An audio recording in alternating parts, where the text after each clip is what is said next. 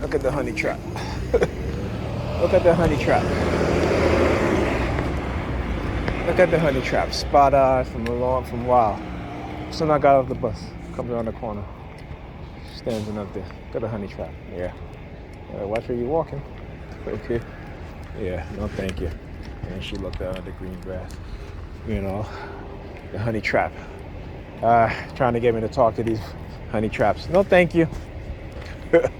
See, now you begin to understand as a TI that a lot, some of the women that you've met in the past, they were honey traps. Look, she's sticking her fingers in her ears. Hispanic chick walking up there. Is she pointing at the building? Always pointing at this building. Always looking up at the building. Again, the honey traps. I guess you live in that building. Okay. Okay. She is swaying in her walk. She's like the wind. She's swaying. Swaying. Oh. So, yeah. Say, you begin, and they make themselves very well known now. Okay? Some of the people that you met in the past are not even the same people. Look. Why they got their flashlight on their phone? See? Show you guys an example again, what they do. Yeah.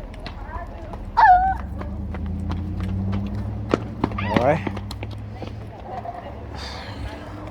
I'm telling you, they keep showing me. They feel very emboldened. They're very cocky. Okay.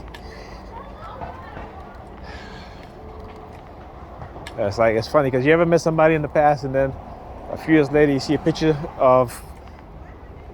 Let me give you guys an example. So, I met a woman early on in my targeting. I met her through a friend. All right, and then we kind of lost contact with each other. So, on Facebook, since I'm a friend with that individual who introduced me to this person, on Facebook I saw the person that looks like it. All right, same name and everything. Friend sent her a friend request. She accepted it.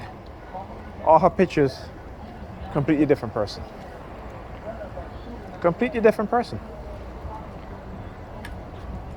Right? So I'm like, what are the odds of me knowing someone who introduced me to this particular person? Right? They're friend with that person on Facebook, but that person is completely different from the person who they introduced me to. All right? So understand that the manipulative, the deception, the honey traps, all that stuff. And what is their agenda? What is their agenda? To seek out and find so-called, what they consider to be young black people who have the potential to become leaders, to try and manipulate them, to control them, and if they can't control them, to destroy them. Okay? And many people, like I said, they look at my videos and they're like, oh, he's crazy, this and that. But that's just a narrative that they want to put forth. Psychiatry has always been a tool used by this white racist society and racist period across the globe to discredit particularly black people, black men, black leaders, black warriors. Okay? And within the black community, what they've done to the minds of black women, I consider it to be crimes against humanity.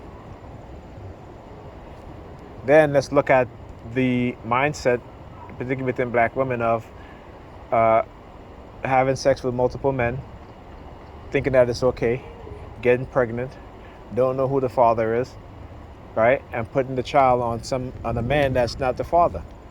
Some of them will even just write some random man name, a friend that they know, as the father. And in states, right, that man can't do anything. Okay? And you find this rampant within the black community. Just look at Jamaica, for example. In Jamaica, it is said that 70% of the men who are said to be the father of their children are not the father. Recently, you had a case where a woman, right? 4 kids. Her husband. She's married. 4 kids. None of these children were her husband, and he lost it. He just lost it and decapitated her. White racists have given black women this false sense of power and abusiveness over black men, and they don't see it as abusive because they've been taught that black men are abusive towards them, and we're not. Okay? You can't call a man abusive for being honest with you, and you're not listening to what he's saying, and you think that you're going to change his mind and do what you're going to do anyway. You're being abusive by not listening and by doing doing the things that this man said that he don't like. But yet, when a man does something that you don't like, it's all hell breaks loose, right? It's all men this and men that. How come men don't say that? And particularly as black men, because we understand, we know. So even when we know turns out that the child isn't ours, and the woman cheated or the wife cheated, most times the man still accepts that child as his own. But you got to look at the attitude of the woman who cheated, who have another kid with another man claiming that the husband or the boyfriend is the child's father. Look at how their attitude is towards that man. That would tell you all you need to know.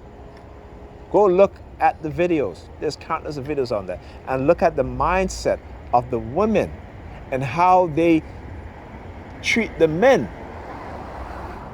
And instead of being sorry, and instead of apologizing, they double down on their bullshit and think that that man should accept the lie.